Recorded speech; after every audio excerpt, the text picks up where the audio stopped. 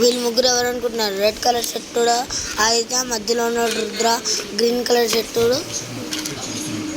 వీళ్ళ ముగ్గురు ఒక బటన్ ప్రెస్ చేయడం వల్ల ఒక ప్లేస్కి వచ్చారు. ఎక్కడ అర్థం కాలేదు, ఏం చూసినా సరే ఏం అర్థం కాలేదు. అసలు బటన్స్ ఏంటో ఏం అర్థం కావట్లేదు వాళ్ళకి. ఒక చోటకి వెళ్తూ ఉంటే అప్పుడే సడన్గా ఒక గ్రావిటేషనల్ ఫోర్స్ రుద్ర రాగింది.